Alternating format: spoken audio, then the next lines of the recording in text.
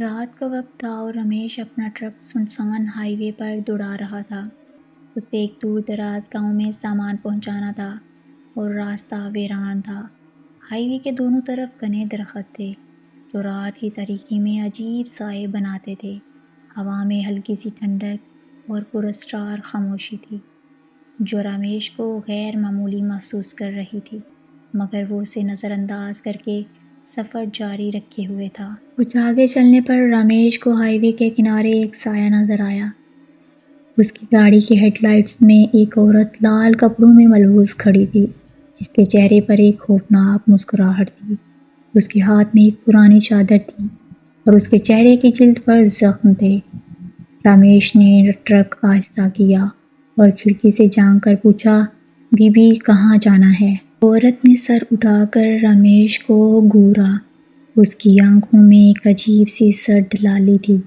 اس نے آہستہ سے کہا، مجھے آگے چھوڑ دو جہاں سڑک ختم ہوتی ہے۔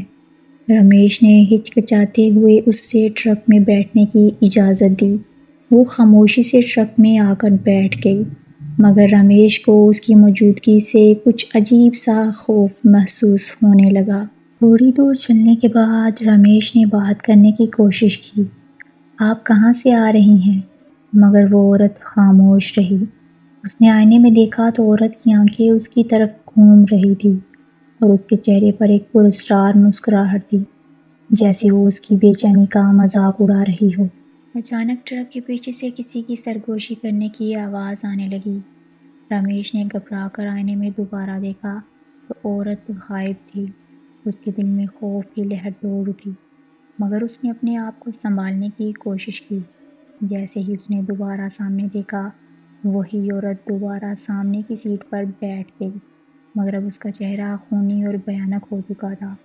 آنکھیں سرخ اور چہرے پر بڑی بڑی زخموں کی لکیریں تھیں۔ رمیش نے بریک لگا کر ٹرک روکنے کی کوشش کی، مگر اس کے ہاتھ کپ کپ آ رہے تھے۔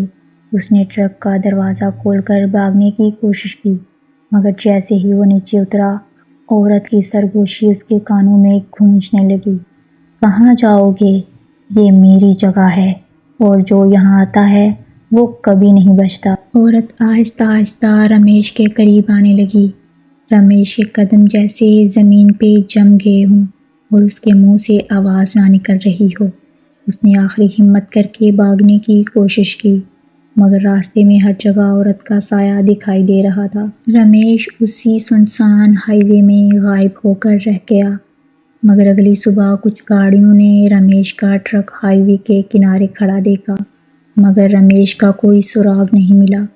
کچھ لوگوں کا کہنا ہے کہ اس ویران ہائی وے پر وہ عورت آج بھی بھٹکتی ہے اور جو بھی اس راستے سے گزرتا ہے اسے اپنے ساتھ لے جاتی ہے۔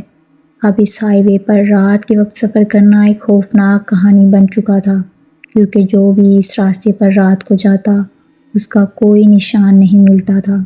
اسی کے ساتھ اس کہانی کا اینڈ ہو جاتا ہے۔